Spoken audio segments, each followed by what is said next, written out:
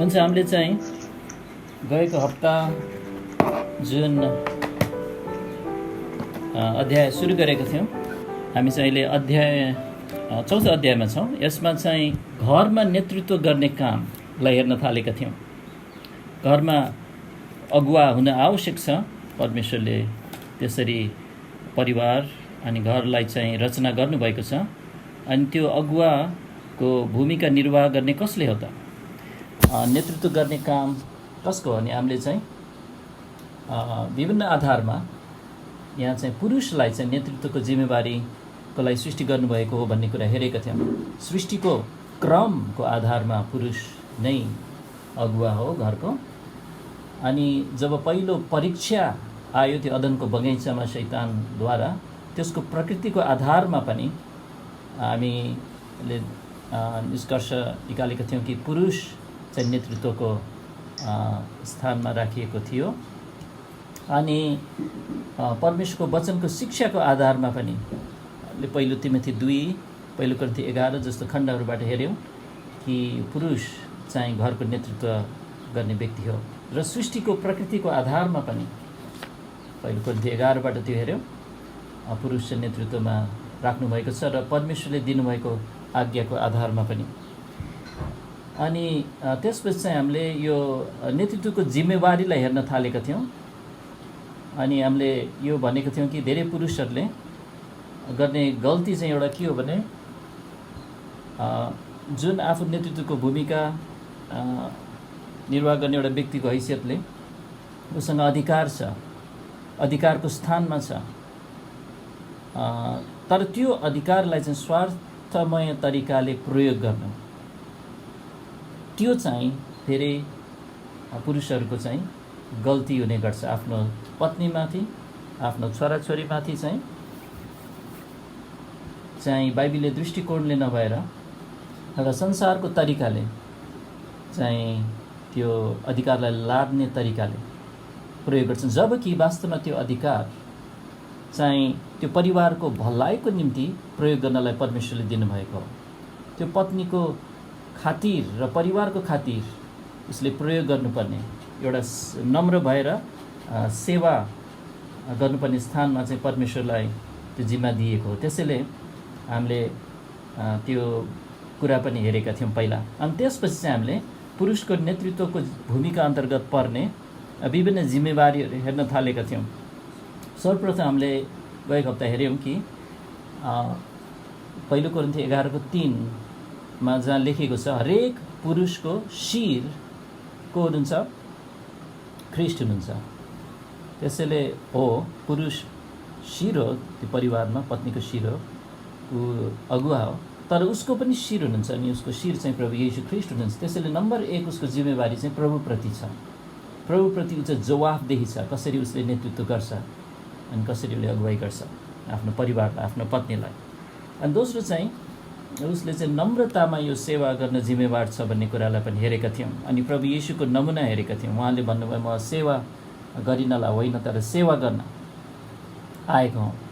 र त्यो खण्डमा चाहिँ उहाँले चाहिँ संसारका नेतृत्वमा रहेका व्यक्तिहरू, अधिकारीहरूले चाहिँ के गर्छन्? उनीहरू चाहिँ अधिकार जमाउन खोज्छन् र त्यसरी चाहिँ होइन तिमीहरूको बिचमा त्यसरी हुनु हुँदैन भन्ने त्यो सिद्धान्तलाई चाहिँ हामीले घर परिवारको प्रसङ्गमा पनि हामीले त्यो प्रयोग गरिनुपर्छ भनेका थियौँ। त्यसैले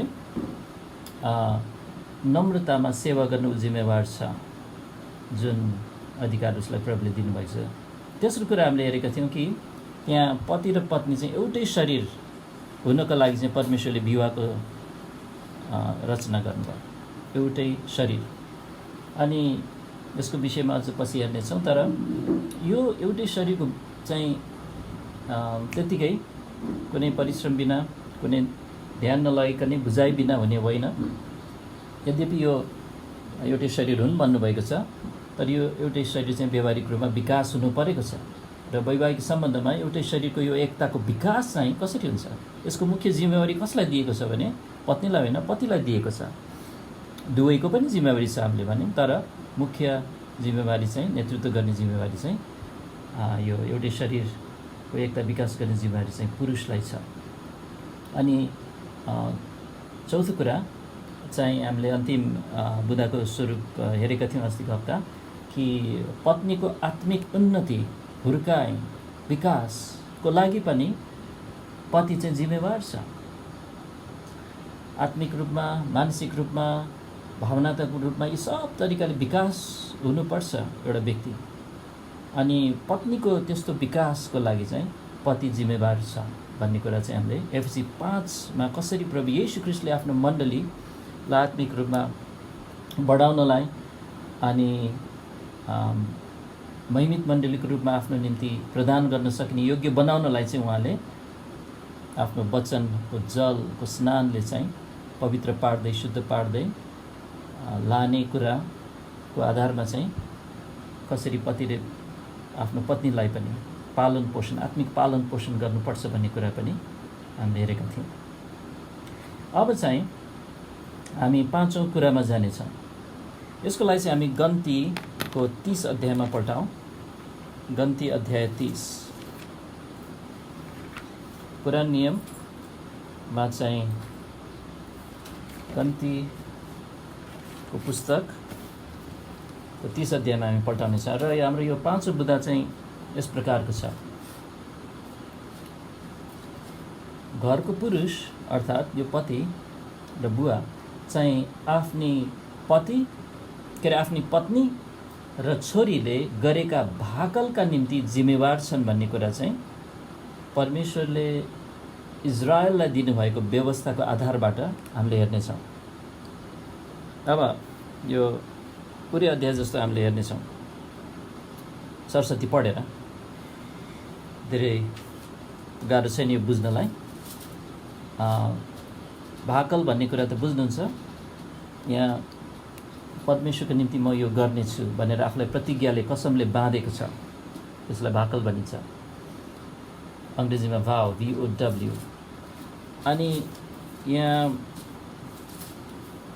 2 पदमा यहाँ पढ, जब कुनै मानिसले, यो चाहिँ अब पुरुषको सवालमा है, परमप्रभुलाई भाकल गर्दछ वा आफ्नो प्राणलाई बन्धनले बाँध्न कसम खाएको हुन्छ, तब त्यसले आफ्नो वचन भङ्ग नगरोस्, त्यसले आफ्नो मुखबाट निस्केको सबै कुरा अनुसार गरोस्। एउटा पुरुषले जुन चाहिँ घरको पति छ,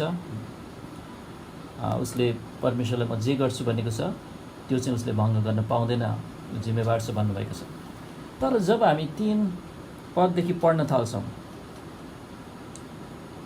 त्यो घरको पत्नी अथवा छोरीको सवालमा 3 पदबाट त्यहाँ चाहिँ नियमहरू यस्तो पाउँछौँ। अनि जब कुनै स्त्रीले परमप्रभुलाई भाकल गर्दछ र आफ्नो बाबुको घरमा आफ्नो जवानीमा आफूलाई बन्धनले बाँध्दछ अनि त्यसको बाबुले त्यसको भाकल र त्यसको बन्धन सुनेको छ, जसद्वारा त्यसले आफ्नो प्राणलाई बाँधेकी छ, अनि त्यसको बाबु त्यससँग चुप लागेर बस्छ भने त्यसका सबै भाकलहरू स्थिर रहनेछन् र हरेक बन्धन स्थिर रहनेछ जसद्वारा त्यसले आफ्नो प्राणलाई बाँधेकी छ। तर सुनेकै दिन त्यसको बाबुले त्यसलाई मनाही गरेको छ भने त्यसको कुनै पनि भाकल र कुनै पनि बन्धन स्थिर रहने छैन जसद्वारा त्यसले आफ्नो प्राणलाई बाँधेकी छ। अनि परमप्रभुले त्यसलाई क्षमा गर्नुहुनेछ किनकि त्यसको बाबुले त्यसलाई मनाही गर्यो। अनि यदि कहीँ त्यो लोग्नेको अधीनमा छे र त्यसले भाकलहरू गरेकी छ वा सोच विचारै नगरिकन आफ्ना ओठले केही वचन बोली पठाएकी छ भने जसद्वारा त्यसले आफ्नो प्राणलाई बाँधेकी छ अनि त्यसको लोग्नेले सुनेको छ र सुनेको दिन ऊ त्यससँग चुप लागेर बस्छ भने त्यसका भाकलहरू स्थिर रहनेछन् र त्यसका बन्धनहरू जसद्वारा त्यसले आफ्नो प्राणलाई बाँधेकी छ स्थिर रहनेछ। तर सुनेकै दिन त्यसको लोग्नेले त्यसलाई मनाही गरेको छ भने उसले त्यसले गरेको त्यसको भाकल र सोच विचारै नगरिकन आफ्ना ओठले बोली पठाएको वचन के गरिदिनेछ? रद्द गरिदिनेछ, जसद्वारा त्यसले आफ्नो प्राणलाई बाँधेकी छ अनि परमप्रभुले त्यसलाई क्षमा गर्नुहुनेछ। अब इजरायललाई यस्तो सिद्धान्त दिनुभयो कि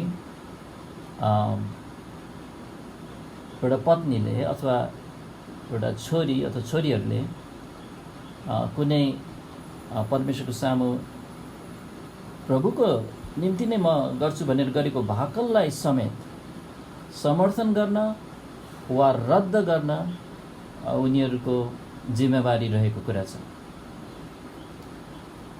अनि खालि एउटा कुरा छ यहाँ 13 देखि 16 मा पढौँ त। एउटा शर्त जस्तो छ यहाँ 13 देखि 16।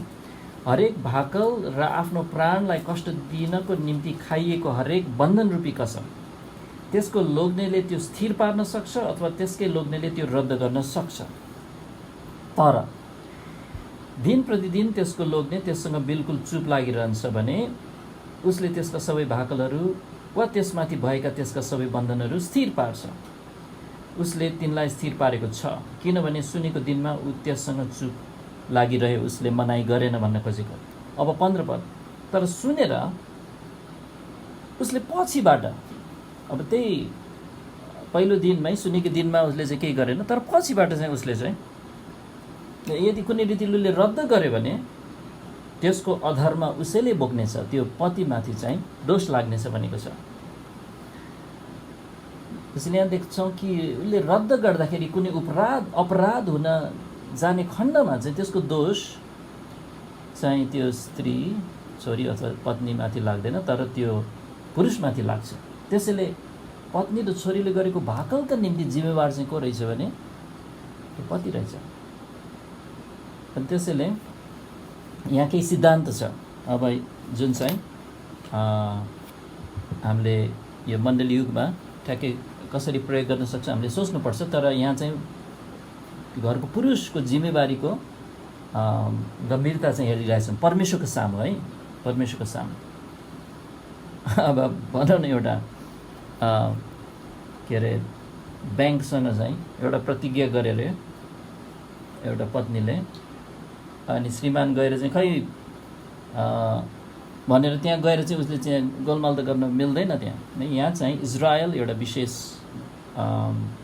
परमेश्वरकै राज्यको र परमेश्वरको सबै नियमहरू परमेश्वरको अन्तर्गत भएकोले चाहिँ त्यहाँ कारवाही हुने अनि त्यहाँ चाहिँ यी नियमहरू कार्यान्वयन हुने तरिकाहरूको लागि चाहिँ स्वतन्त्र थियो। त्यसैले अहिलेलाई चाहिँ खालि सिद्धान्तको रूपमा चाहिँ हामीले हेरिरहेका छौँ।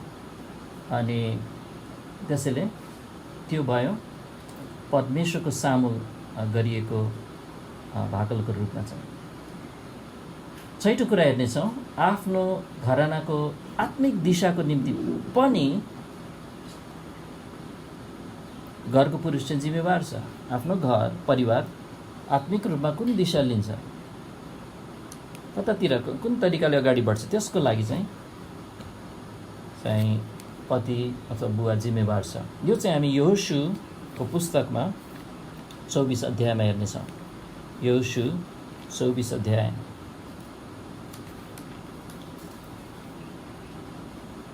यहोशू 24 को 14 देखि 15।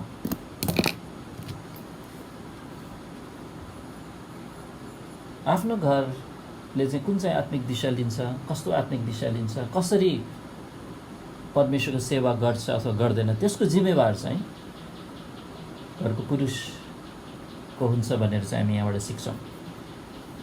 अनि यहाँ चाहिँ यहोशूको असल नमुनालाई हेर्न लागिरहेछौँ। यहोशू 24 माफ गर्नुहोस्, यहोशू 24 को चाहिँ हामी 14 र 15।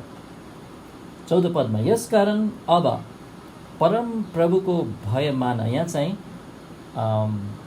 यहोशू वृद्ध भएपछि अनि उनीहरू प्रतिज्ञाको भूमिमा छिरेको केही वर्ष बितिसक्यो अनि उसले चाहिँ आफ्नो अन्तिम विदाईको वचनहरू बोलिरहेका छन् इजरायलको समुदायसँग।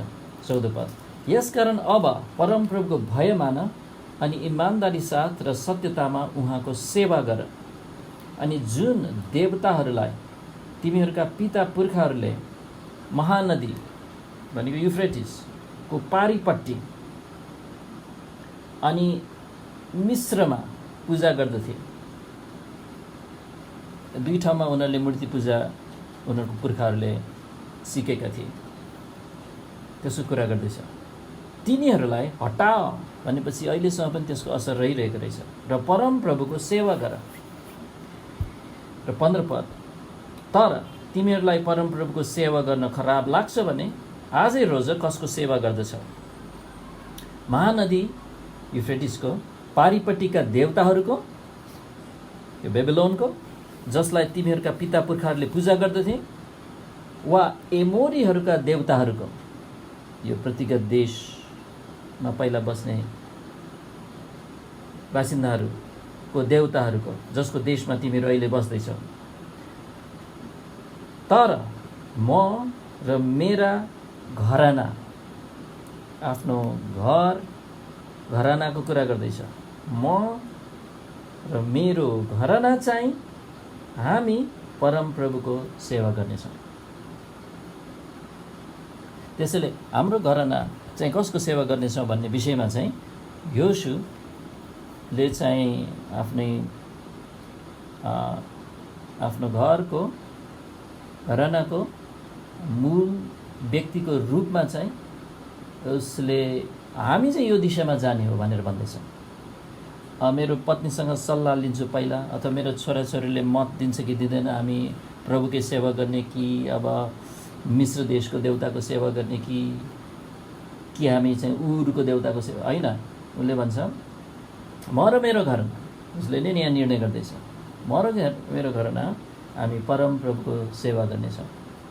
त्यसैले यस विषयमा अगुवाई गर्ने जिम्मेवारी चाहिँ योशुले चाहिँ वहन गरेको छ, यो बोकेको छ।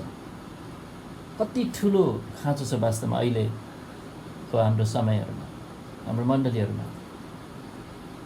त्यस्तो पुरुषहरूको कति ठुलो खाँचो छ जसले चाहिँ प्रभुलाई पछ्याउने काममा चाहिँ अग्रसर हुन्छ, अग्रस्थानमा उभिन्छन्। आफ्नो परिवार, श्रीमतीलाई तिमी अगाडि बढ्दै गरेन, त्यस्तो तरिकाले होइन। पुरुष नै अगाडि बढ्छ, आफ्नो छोराछोरीलाई डोर्याउनको लागि चाहिँ कम्मर कस्छ। कति ठुलो खाँचो छ अहिले, जो चाहिँ पहिलो कदम चाहिँ आत्मिक दिशा निर्धारण गर्न, प्रभुको सेवा गर्नलाई चाहिँ यी पुरुषहरूले चाहिँ आफ्नो अडान लिएका छन् र बलियो गरी खडा भएका छन्। त्यस्तो खालको व्यक्तिहरूको एकदम खाँचो छ। पुरुष पहिलो हुनुपर्छ यो काममा, योशु जस्तै अग्रस्थानमा हुनुपर्छ प्रभुलाई पछ्याउने काममा, र उहाँको सेवा गर्ने काममा आफू समर्पित हुनुपर्छ। यहाँ जस्तोसुकै परीक्षा अनि आउँछन्, परीक्षाहरू कठिनाइ आउँछन्, जस्तोसुकै आओस्, म र मेरो घरना चाहिँ हामी परमप्रभुको सेवा गर्नेछौँ। त्यसैले यो छैटौँ कुरा चाहिँ यो हो कि आफ्नो घरानाको आत्मिक दिशाको निम्ति चाहिँ घरको पुरुष जिम्मेवार छ। अब अर्को 7औं कुरा हेर्नेछौँ, यो चाहिँ पहिलो तिमोथी 5 मा जानेछौँ। नयाँ नियममा पहिलो तिमोथी अध्याय 5 मा मसँग पल्टाउनु होला। अनि यहाँ चाहिँ हामी 7औं बुँदा के हेर्दैछौँ भने घरको नेतृत्वमा पुरुषको जिम्मेवारीहरू हेर्ने क्रममा 7औं जिम्मेवारी यहाँ देख्छौँ, आफ्नो घरानाको निम्ति भौतिक प्रबन्धहरू गर्न पनि जिम्मेवार छ। घर परिवारलाई चाहिने भौतिक कुराहरूको प्रबन्ध गर्न पनि पुरुष चाहिँ जिम्मेवार छ। नेतृत्व वहन गर्नु भनेको यो पनि हो। पहिलो तिमोथी 5:8 हामी पढ्नेछौँ। पहिलो तिमोथी 5:8 पावलले एज अ रिलेक्सन, तर यदि कसैले आफ्नाहरूका निम्ति र विशेष गरी आफ्नो परिवारका निम्ति प्रबन्ध गर्दैन भने उसले विश्वासलाई इन्कार गरेको छ र ऊ अविश्वासी भन्दा पनि खराब भएको छ। यहाँ चाहिँ सन्दर्भ चाहिँ माथि 3 पदबाट सुरु हुन्छ। यहाँ विधवाको कुरा गरिएको छ। वास्तवमा सन्दर्भ चाहिँ विधवा, उसको श्रीमानको मृत्यु भइसक्यो, उमेर 60 नागेर माथि पुगिरहेछ, अनि उसले आफ्नै लागि खाँचोहरू प्रबन्ध गर्न सक्दैन भने कसले हेर्ने त भन्ने प्रश्नको जवाफ लेख्दैछ यहाँ।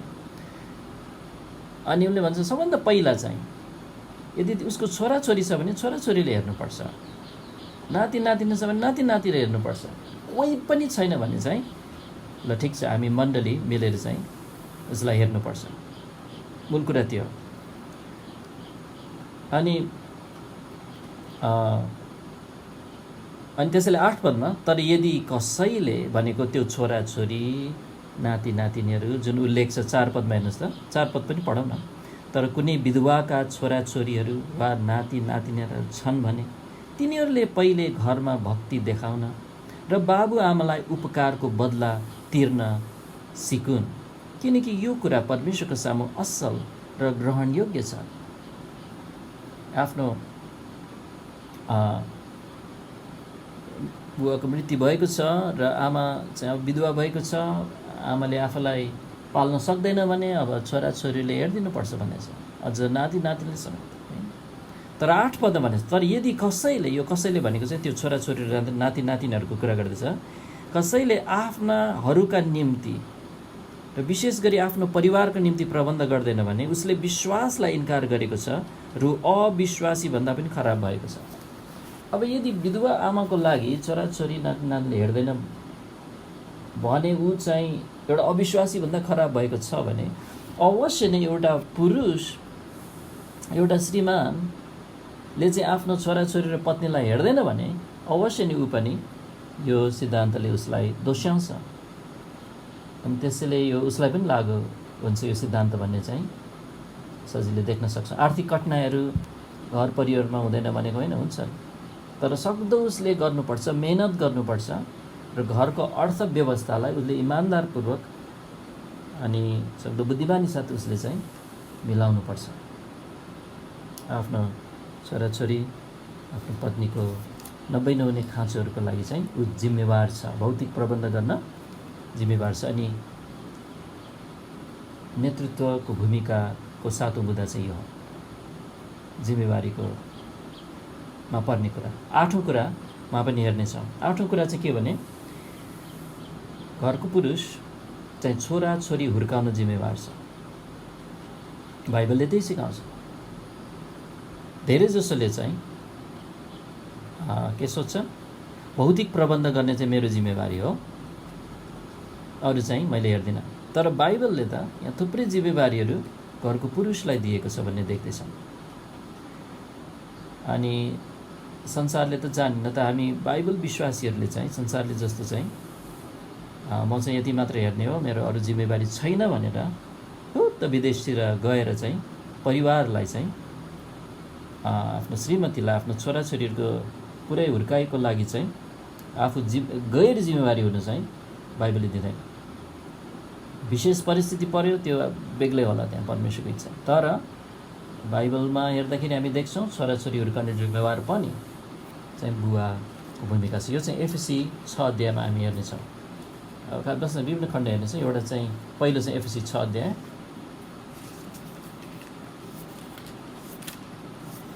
एफएसी 6 अध्याय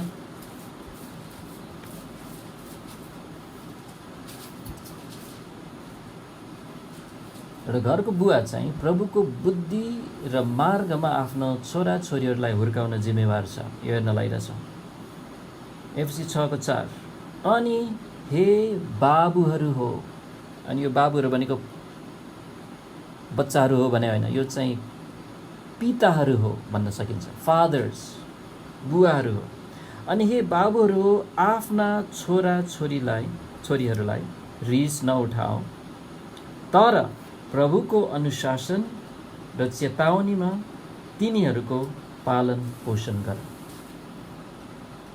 हो, यो काम बुवाले मात्र गर भनेर यहाँ भनेको छैन। बुवा आमा दुवैजनाले गर्नुपर्छ भन्ने कुरा चाहिँ हामी 1 पदबाट देख्न सक्छौँ। किन बाबुआमाको आज्ञा पालन गर भनेर यहाँ चाहिँ नानीहरूलाई भनिएकोबाट बुवाको पनि आमाको पनि जिम्मेवारी छ। तर यस पद अनुसार एफएसी 6:4 अनुसार चाहिँ प्रमुख जिम्मेवारी चाहिँ को रूपमा परमेश्वरले बुवाको काँधमा राखिदिनु भएको छ। उसले नै 24 घण्टा हेर्ने भनेको पनि होइन, तर उसको नेतृत्वमा, उसको निगरानीमा र उसको पुरा ज्ञानमा चाहिँ छोराछोरीको हुर्काई चाहिँ भइरहेको हुनुपर्छ। धेरै समय पत्नीले बिताउलान् छोराछोरीसँग, श्रीमान दिनभरि काममा हुँदा, तर श्रीमानलाई सबै कुरा थाहा हुने गरिकन चाहिँ यो हुनुपर्छ। कलसी 3:21 पनि हेर्नेछौँ। कलसी 3:21। अनि कलसी 3:21 यहाँ पनि हेर्नुहोस् त कसलाई सम्बोधन गरिएको छ। हे बाबुहरू हो, हे बाबुहरू हो, आफ्ना छोराछोरीहरूलाई रिस नउठाओ, नत्र उनीहरू निराश हुनेछन्। त्यसैले आज्ञा फेरि बुवाहरूमा केन्द्रित छ, यो छोराछोरीलाई हुर्काउने काममा। पुरानो नियमको एउटा खण्ड पनि हेर्नेछौँ। व्यवस्थामा पल्टाउँ त हामी व्यवस्था 8 अध्यायको 5 पद।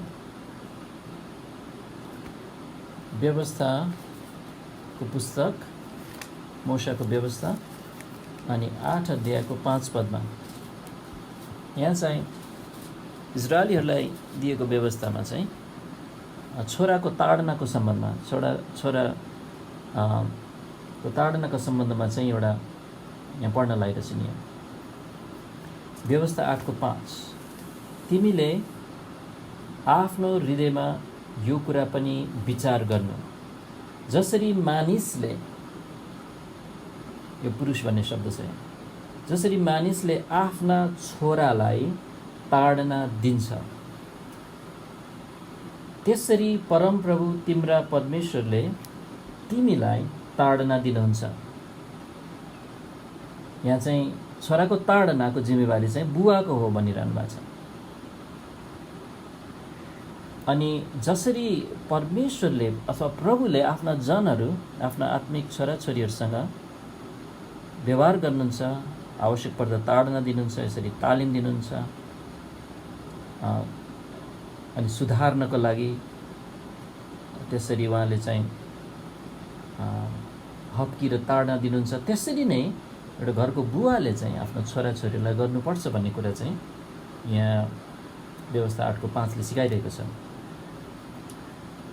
अब त्यो काममा ऊ एक्लो हुन्छ भनेर भनेको छैन, यहाँ अरूहरू पनि संलग्न हुन सक्छन्, हुन्छन् पनि, तर बुवा नै पहिलो र अग्रपङ्क्तिमा जिम्मेवार हुन्छ भनेर परमेश्वरले यहाँ चाहिँ भन्दै हुनुहुन्छ। आफ्नो छोराछोरीलाई हुर्काउन र अनुशासन गर्न बाइबलले सिकाएको कुरा यही नै हो। हामी अब 9औं कुरामा जानेछौँ। यहाँ चाहिँ अब देख्छौँ कि घरको बुवा चाहिँ आफ्नी छोरीको पवित्रताको निम्ति पनि जिम्मेवार हुन्छ, छोरीको नैतिक पवित्रता। यो कुरा चाहिँ हामी व्यवस्थाको 22 अध्यायबाट सिक्छौँ। व्यवस्था 22 अध्यायको 13देखि 17मा।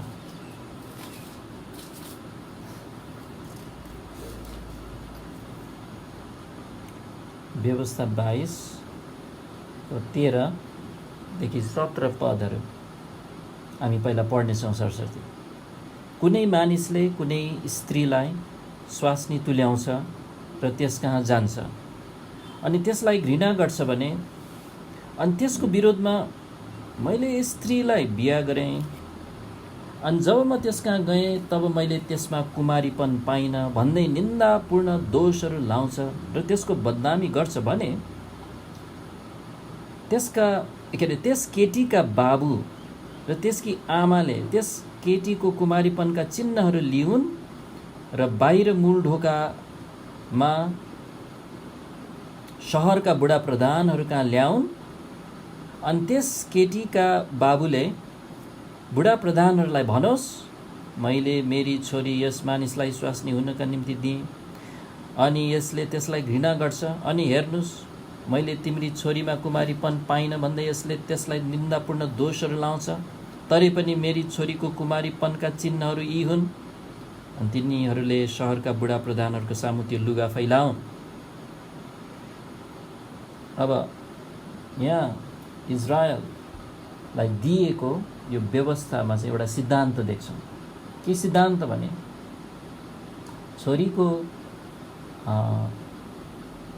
पवित्रताको निम्ति, उसको कुमारीपनको निम्ति चाहिँ ऊ जिम्मेवार छ भन्ने कुरा देख्छौँ।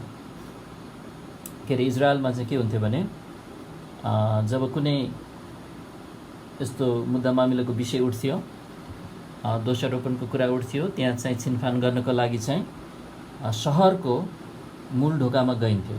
अब इजरायल विभिन्न सहरहरूले मिलेर बनेको थियो अनि हरेक सहरमा नै त्यहाँ बुढा प्रधानहरू हुन्थे अनि ती पाको व्यक्तिहरूले चाहिँ निष्पक्ष साथ त्यहाँ न्याय गर्नु पर्थ्यो। अनि त्यो जम्मा हुने ठाउँ चाहिँ मूल ढोका भनेको छ। अनि यो चाहिँ घरको मूल ढोका भनेर नसोच्नुहोस्। कति समय चाहिँ मैले नबुझ्दाखेरि चाहिँ के भने होला घरको मूल ढोका होइन, यो चाहिँ त्यो सहरको ठुलो पर्खाल वरिपरि पर्खाल हुन्थ्यो अनि सहरको वरिपरि भएको पर्खालको एउटा चाहिँ मूल ढोका हुन्थ्यो। त्यो मूल ढोका भनेको चाहिँ तपाईँले सिंहदरबारको ढोका जस्तो सम्झिनुभयो हुन्छ, अन्त त्योभन्दा पनि ठुलो सम्झिनुभयो हुन्छ। त्यो ढोकामा चाहिँ त्यो कोठाहरू हुन्थ्यो, त्यहाँ चाहिँ चोक हुन्थ्यो, त्यो ठुलो ठाउँ।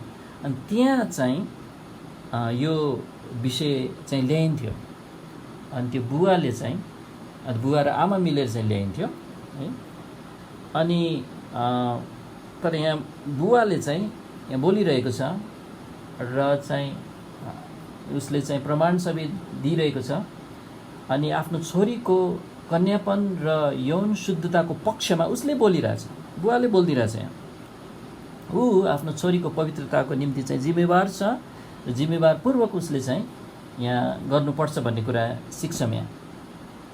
अब केही गरी त्यो दोषारोपण झुटो भएको खण्डमा है, दोषारोपण त आयो तर त्यो झुटो रहेछ भने चाहिँ न्याय फैसला कसरी हुन्थ्यो यहाँ 18 र 19 पदमा लेखेको छ। अनि त्यो पढौँ।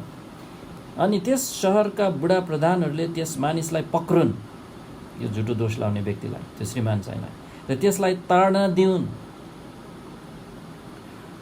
अनि उनीहरूले त्यसलाई 100 शेकल चाँदी जरिवाना लगाउन्। त्यसैले अब केही ताडना पनि दिएको छ अनि साथै उसलाई चाहिँ पैसामा उसले जरिवाना पनि तिर्नु परेको छ। अनि कसलाई तिर्ने उसले यहाँ भनेको छ, र त्यस केटीका बाबुलाई दियो भनेर भनेको छ। भनेको बुवालाई जरिवाना तिरिनु पर्थ्यो। फेरि पनि हामी देख्दैछौँ छोरीको पवित्रताको निम्ति जिम्मेवार चाहिँ यहाँ बुवालाई देखाइरहेको छ। तर त्यो आरोप चाहिँ झुटो होइन, सत्य भएको खण्डमा चाहिँ के हुन्थ्यो नि? अब इजरायलमा यो नियम थियो। यहाँ पढ्दैछौँ 20 र 21 पदमा चाहिँ हामी देख्छौँ। तर यो कुरा सत्य ठहरियो भने र केटीको कुमारीपनका चिन्हहरू पाइएनन् भने उनीहरूले त्यस केटीलाई बाहिर त्यसका कहाँ ल्याउन्? बाबुको घरको ढोकामा ल्याउन्। अब चाहिँ र त्यसको सहरका मानिसहरूले त्यसलाई ढुङ्गाले हानु। इजरायलमा चाहिँ यो व्यवस्था थियो, मध्ययुगमा युगमा हामीले यो गर्दैनौँ। र त्यो मरोस्, किनकि त्यसले आफ्ना बाबुको घरमा वेश्याको काम गरेर इजरायलमा बदनामी ल्याएकी छ। यसरी तिमीले आफ्नो बीचबाट त्यो खराबी हटाइदियो। अब सिद्धान्त त परमेश्वरले चाहे इजरायलमा होस् चाहे अहिले होस्, सिद्धान्त के छ? बुवा चाहिँलाई चाहिँ उहाँले जिम्मेवार ठान्नुहुन्छ कि परमेश्वरको सामु व्यक्तिगत रूपमा उसको छोरी विवाह नभएसम्म उसको पवित्रताको निम्ति चाहिँ ऊ जिम्मेवार हुन्छ। परमेश्वरले चाहिँ इजरायलले दिएको व्यवस्थाबाट चाहिँ हामीले त्यो सिद्धान्त चाहिँ सिक्छौँ। परमेश्वरको हृदयमा चाहिँ यस्तो विचार छ। त्यसैले यो थियो 9औं कुरा। अनि अब चाहिँ हामी हेर्नेछौँ 10औं कुरा। 10औं जिम्मेवारीहरूको विभिन्न हेर्दैछौँ। घरको पुरुष चाहिँ आफ्नो घरानाको भावी आशिषको निम्ति पनि जिम्मेवार छ। उसको परिवार भविष्यमा आशिषित हुनको लागि चाहिँ, अब आशिष त परमेश्वरबाट आउने हो। हाम्रो यो सप्ताहको पदकण्ठ पनि त्यही छ, हरेक असल दान हरेक सिद्ध दान होइन, घरको पुरुषबाट आउने भने छैन, यो चाहिँ माथिबाटको हो, ज्योतिहरूका पिताबाट आउँदछ। तर बुवाको चाहिँ जिम्मेवारीको विषयमा हेर्न लागिरहेछ यो सवालमा, भविष्यको आशिषको निम्ति। यो चाहिँ हामी भजन सङ्ग्रह 112 हेर्नेछौँ। मानिसको के अरे पुरुषको जिम्मेवारी, भजन सङ्ग्रह 112 को 1 र 2 पद हामी पढ्नेछौँ। भजन सङ्ग्रह 112 को 1 मा म सुरु गर्नेछु। तिमीहरूले याहको स्तुति गर। यो चाहिँ यहोवाको छोटो रूप हो शोर्टमा। तिमीहरूले याहको स्तुति गर। त्यो मानिस धन्यको हो जसले परमप्रभुको डर मान्छ, जो उहाँका आज्ञाहरूमा अति प्रसन्न रहन्छ। त्यसपछि 2 पदमा उसको वंश पृथ्वीमाथि शक्तिशाली हुनेछ, सिधा चालहरूको पुस्ता आशिषित हुनेछ। परमेश्वरको वचनले चाहिँ यसरी बताएको छ। अनि रोचक अध्ययनहरू पनि भएका छन्। जोनाथन एडवर्ड्स चाहिँ आजभन्दा लगभग 300 वर्ष अगाडि अमेरिकामा एक विश्वासी हुनुहुन्थ्यो अनि पास्टर पनि हुनुहुन्थ्यो र अहिलेको प्रिन्सटन युनिभर्सिटी, त्यो बेला चाहिँ जर्सी कलेज अथवा के भनिन्थ्यो त्यसको नाम मैले बिर्सेँ, न्यू जर्सी कलेज जस्तै, त्यसको प्रेसिडेन्ट हुनुहुन्थ्यो। अनि कसैले अध्ययन गरेको रहेछ जोनाथन एडवर्ड्सको पुस्ताहरूलाई।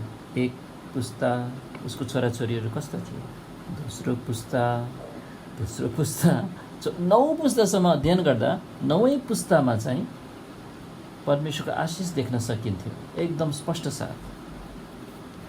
अनि आत्मिक रूपमा, सामाजिक रूपमा, शैक्षिक क्षेत्रमा धेरै योगदान पुर्याएको व्यक्तिहरू चाहिँ जोनाथन एडवर्ड्सबाट निस्केको देखिन्छ। त्यसै गरी चाहिँ त्यही बेलाको एउटा पियक्कड अथवा जडियाको पनि अध्ययन गरिएको छ। अनि त्यो जडियाको पनि 9 पुस्तासम्म चाहिँ जडिया नै जडिया भएको कुरा पनि त्यहाँ थाहा भएको रहेछ। मैले चाहिँ धेरै अगाडि पढेको हुँ, यो अहिले याद आएर बाँड्दैछु, खोजी गर्नु पर्ला यसको स्रोतहरू चाहिँ। अब अर्को एउटा ठाउँ पनि हेर्नेछौँ, अझ 1-2 ठाउँ। भजन सङ्ग्रह 102 मा पल्टाउनुहोस् मसँग। भजन सङ्ग्रह 102 को 28 पद। यहाँ चाहिँ हामी के हेर्दैछौँ भने घरको पुरुष चाहिँ आफ्नो घरानाको भावी आशिषको निम्ति पनि जिम्मेवार छ भन्ने कुरा। भजन सङ्ग्रह 102 को 28 मा यहाँ चाहिँ भजन लेखकको यो भजनको अन्तिममा के पढ्छौँ, यसरी प्रार्थनामा भन्दैछन्, प्रभुलाई तपाईका दासहरूका सन्तान रहिरहनेछन् र उनीहरूको वंश तपाईको सामु स्थापित हुनेछ। चाहिँ परमेश्वरको प्रेरणाद्वारा सत्यता देख्छौँ। अनि हामीले नूहको परिवारमा पनि यो देख्न सक्छौँ। उसको पुरै घराना जलप्रलयको न्यायबाट चाहिँ बचे। किन? नूहको धार्मिकताको खातिर। नूह धर्मी थिए भनेछ त्यहाँ। शेम, हाम, यापेथको धार्मिकताको कुरा गरेको छैन न उनीहरूको पत्नीहरूको, तर नूह परमेश्वरको साथमा हिँड्थे। उसको धार्मिकताको खातिर पुरै परिवार चाहिँ जलप्रलयको न्यायबाट छुटाइयो। हितोपदेशको 20 अध्यायमा एकचोटि हेरौँ एउटा पद। हामीले चाहिँ यहाँ देख्दैछौँ कि एउटा विश्वासयोग्य पुरुषको खातिर चाहिँ उसको घर परिवार अझ उसको सन्तान वंशहरूमा पनि परमेश्वरले आशिष दिनुहुन्छ। त्यही नै देख्छ हामीले।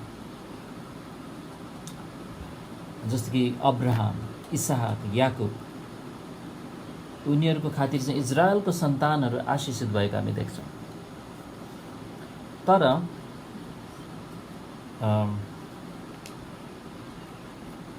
यो के अरे हितोपदेश 20 को 7 पद। न्यायप्रेमी मानिस आफ्नो इमान्दारीपनमा हिँड्छ, उसको पछि उसका छोराछोरीहरू आशिषित हुनेछन्। त्यही कुरा गरिरहेछ। अनि हितोपदेश 12 को 7 मा पनि हेरौँ, त्यहाँ चाहिँ चेतावनी पनि छ र प्रतिज्ञा पनि छ। हितोपदेश 12 को 7। दुष्टहरू पल्टाइन्छन्, चाहिँ चेतावनी भयो, र रहँदैनन्, तर धर्मी जनहरूको घर खडा रहनेछ। धर्मी जनको उसको पुस्ता वंशको कुरा गरिरहनु भएको छ। सार्वभौम प्रभु सब जान्नुहुन्छ, अनि उहाँले चाहिँ यसरी एक एक परिवार घरलाई चाहिँ उहाँले चाहिँ आफ्नो प्रबन्धमा चाहिँ काम गर्नुहुन्छ भन्ने देखिरहेछ। अब जस्तो कि दाउदलाई सम्झौँ। अब दाउदको छोराहरू चाहिँ कति विश्वासघाती भए, उनीहरू राम्रो थिएन। तर दाउदका अनि अझ सन्तानहरू हेर्दै जाउँ, दाउदको वंशमा आएको सन्तानहरू, अनि त्यहाँ हामी देख्छौँ कि दाउदको खातिर चाहिँ परमेश्वरले अनुग्रहपूर्ण रूपमा चाहिँ उनीहरूलाई आशिष दिइरहनु भयो। अनि अब त्यसको सीमा थियो, त्यो दाउदसितको करारमा त्यो लेखेको थियो, तर आशिष चाहिँ पछिसम्म रहिरहेको हामी देख्छौँ। दाउदको खातिर, मेरो दास दाउदको खातिर भनेर त्यसरी भन्नुभएको हामी देख्छौँ। भजन सङ्ग्रह 128 पनि हेरौँ। भजन सङ्ग्रह 128 को 1 देखि 4 पद, यो पनि आशिषपूर्ण खण्ड छ। हामीलाई उत्साह दिने प्रतिज्ञाहरू छन् यहाँ। अनि यहाँ 1 देखि 4 म पढ्छु। भजन सङ्ग्रह 128। धन्य हो हरेक मानिस जसले परमप्रभुको डर मान्दछ, जो उहाँका मार्गहरूमा हिँड्दछ, किनभने तिमीले आफ्ना हातको परिश्रमको फल खानेछौ, तिमी धन्यको हुनेछ र तिम्रो भलाइ हुनेछ। त्यसपछि 3 पदमा, तिम्री पत्नी तिम्रो घरभित्र एउटा फलवन्त दागको बोट चाहिँ हुनेछिन्, तिम्रा छोराछोरीहरू चाहिँ तिम्रो टेबलको चारैतिर जैतुनका बिरुवाहरू जस्तै हुनेछन्। हेर, परमप्रभुको डर मान्ने मानिस यसरी नै आशिषित हुनेछ। अब यहाँ त प्रतिज्ञा नै दिएको छ। त्यो परमेश्वरको डर मान्ने व्यक्ति मात्र आशिषित हुने होइन, उसले आफ्नो हातको परिश्रम खाने मात्र होइन, ऊ आफू मात्र नभइकन उसको पत्नी पनि आशिष हुनेछन्, उसको छोराछोरी पनि आशिष हुनेछन् भनेर चाहिँ परमेश्वरले भन्नुभएको छ। त्यसैले एउटा घरको पुरुष चाहिँ आफ्नो घरानाको भावी आशिषको निम्ति जिम्मेवार हुन्छ भन्ने देखिरहेछौँ। तर दुःख कुरा चाहिँ यस्ता विश्वासयोग्य मानिसहरू, पुरुषहरू पाउन गाह्रो छ भनेको छ। थोरै हुन्छन् भनेको छ हितोपदेशले। एउटा पद हेर्नेछौँ, हितोपदेश 20 अध्यायको 6 पद। हितोपदेश 20 को 6। त्यस्तो हुनु पर्दैन थियो, तर यहाँ यस्तो लेखेको छ हितोपदेश 20 को 6 मा, धेरै जस्ता मानिसहरूले आफ्नै भलोपनको प्रचार गर्छन्, तर विश्वासयोग्य मानिसलाई कसले भेट्टाउन सक्छ? धेरैको बोली चाहिँ सस्तो बोली हुन्छ। उनीहरूले मुखले चाहिँ राम्रो बोल्छन् अथवा केही गरिरहेछ जस्तो गर्छन् आफ्नो घर परिवारको लागि, तर विश्वासयोग्य साथ गर्ने मानिस चाहिँ कहाँ भेटाउन सकिन्छ भनिरहेछ। अब घरमा परमेश्वरले नियुक्त गर्नुभएको तपाईँ र मलाई, घरको पुरुषहरूलाई के हुन? अगुवा हुन, अगुवा बनाउनु भएको छ, हामीलाई नियुक्त गरिसक्नु भयो। अनि अगुवा भएको हैसियतले हामीलाई प्रभुकै हातबाट चाहिँ यो जिम्मा पाएको छौँ भनेर हामीले सोच्नु पर्यो। बाइबलमा एउटा शब्द छ, भण्डारी भन्ने शब्द, स्टुवर्डसिप, भण्डारीपन। यो भण्डारीपन चाहिँ प्रभुबाट नै हामीले पाएका छौँ। अब प्रभुले नै भण्डारीपन दिएकोले अनि उहाँले चाहिँ प्रतिज्ञाहरू पनि दिनुहुन्छ। तिमी विश्वासयोग्य भयो भने मैले जुन काम दिएको छु, तिम्रो पत्नीको सवालमा, तिम्रो छोराछोरीको सवालमा तिमी नेतृत्व गर्नुपर्छ आत्मिक रूपमा, अनि मैले भने जस्तो विश्वासयोग्य भयो भने, तिमीले यसरी परिश्रम गर्यो भने, अब सिद्ध रूपमा कोही पनि छैन, तर त्यहाँ देख्नुहुन्छ प्रभुले जब परिश्रम भइरहेछ, कोसिस गरिरहेको, प्रभुको सहायता मागिरहेको, ठिक निर्णय गर्नलाई उसले कदम चालिरहेको छ भने प्रभुले भन्नुहुन्छ आशिष दिनेछु, तिमीलाई मात्र होइन, तिम्रो पत्नीलाई, तिम्रो छोराछोरीलाई अनि तिम्रो पुस्तालाई। अनि तर यहाँ हामी विश्वासयोग्य नभएको खण्डमा चाहिँ यी प्रतिज्ञाहरू हाम्रो लागि होइन। त्यसैले यहाँ देख्छौँ हाम्रो विवाहहरूको र हाम्रो घरहरूको भण्डारी हामीलाई बनाउनु भएको छ, जिम्मेवार बनाउनु भएको छ। अनि भण्डारी भएकोले हामी के हुनुपर्छ? एकदम महत्त्वपूर्ण पद छ एउटा, 1 कोरिन्थी 4:2 त्यहाँ पल्टाउनेछौँ। 1 कोरिन्थी 4:2 हामी भण्डारी भनेको जिम्मा पाएको व्यक्तिको सवालमा एउटा सिद्धान्त छ। 1 कोरिन्थी 4:2 यहाँ पढ्छौँ, अब भण्डारीहरूमा यो कुरा हुनु परेको छ, यो हुनै पर्छ। परमेश्वरले भन्नुहुन्छ तिमी भण्डारी बनाएको छ मैले, तिम्रो घरको, परिवारको, विवाहको। अनि त्यसमा लागू गर्दैछौँ यहाँ, यो विभिन्न भण्डारीपनमा लागू हुन्छ। मण्डलीको अगुवाको भण्डारीपन, बाइबल सिकाउने भण्डारीपन, यहाँ पावलले त्यसको कुरा गर्दैछन्। तर घर, परिवार, विवाहको भण्डारीमा पनि यो कुरा हुनु परेको छ, मानिस के पाइयोस्? विश्वासयोग्य पाइयोस्। धेरैजना हुँदैनन् विश्वासयोग्य, तर तपाईँ विश्वासयोग्य बन्न सक्नुहुन्छ परमेश्वरको सहायताले। अनि हामी विश्वासयोग्य भण्डारी बनौँ हाम्रो विवाहहरूको, घरहरूको। अनि त्यसैले अहिलेको समयको ठुलो खाँचो यही हो। त्यही भनेर म अन्त गर्छु। के खाँचो हो? विश्वासयोग्य, जिम्मेवारपूर्ण, परमेश्वरको भक्ति गर्ने पुरुषहरू। ठुलो आशिष ल्याउँछ यसबाट। परमेश्वरको रचना, डिजाइन यस्तो छ। हाम्रा घरहरूलाई विश्वासयोग्य, जिम्मेवारीपूर्ण तरिकाले र ईश्वरीय तरिकाले अगुवाई गर्ने त्यस्ता पुरुषहरूको खाँचो छ हाम्रो घरहरूका लागि। अनि प्रभुले खोजिरहनु भएको व्यक्तिहरू पनि यस्तै हुन्, विश्वासयोग्य, जिम्मेवारी, ईश्वरीय पुरुषहरू। अनि ठुलो प्रतिज्ञा दिनुभएको छ यस्ताहरूलाई। भजन के अरे हितोपदेश 28:20 विश्वासयोग्य, जिम्मेवारपूर्ण ईश्वरीय पुरुषहरूलाई दिएको ठुलो प्रतिज्ञा। हितोपदेश 28:20 म पढ्छु।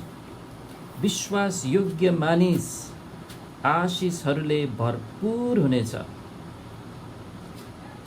तर जो धनी हुनु हतार गर्छ त्यो निर्दोष ठहरिने छैन। विश्वासयोग्य मानिस आशिषहरूले भरपूर हुनेछ। हाम्रो ध्यान चाहिँ त्यता हुनु परेछ, विश्वासयोग्य हुनु। परमेश्वरले मलाई जिम्मा दिनुभएको छ, प्रभु म भण्डारी हुँ, म जिम्मेवार छु, म विश्वासयोग्य हुनलाई आफूलाई सुम्पन्छु। हाम्रो ध्यान चाहिँ त्यहाँ होस्। संसारिक तरिकाले चाहिँ कसरी यो गरौँ, कसरी त्यो गराउँ, कसरी त्यहाँ त्यो हासिल गरौँ, यहाँ जुन तुलना गरेछ नि, जो धनी हुनु हतार गर्छ त्यो निर्दोष ठहरिनेछ। बरु विश्वासयोग्य मानिस आशिषहरूले भरपूर हुनेछ। उहाँको हातमा छ आशिषहरू। हाम्रो फेरि पनि यो हप्ताको पद याकुब 1:17 माथिबाटको हो। हरेक असल दान, हरेक सिद्ध दान ज्योतिहरूका पिताबाट आउँछ। अनि उहाँ त्यसमा अविश्वासयोग्य हुनुहुन्न, उहाँमा परिवर्तनको छाया छैन, उहाँमा अदल बदल छैन। त्यसैले हामी प्रयत्न चाहिँ गर्नुपर्छ हाम्रो घरहरूमा हामी विश्वासयोग्य हुन, जिम्मेवारपूर्ण हुन र ईश्वरीय व्यक्तिहरू हुन। त्यसैले अन्तमा हामीले अध्ययन गरेको कुराहरू चाहिँ पत्नीको सवालमा नेतृत्वको भूमिका चाहिँ पुरुषलाई दिएको छ भन्ने कुरा हामीले विभिन्न आधारमा हेऱ्यौँ। अनि पुरुषको नेतृत्वको भूमिका अन्तर्गत चाहिँ पर्ने जिम्मेवारीहरू चाहिँ यहाँ 10वटा हेऱ्यौँ। अनि आजको अध्ययन चाहिँ हामी यही अन्त गर्नेछौँ।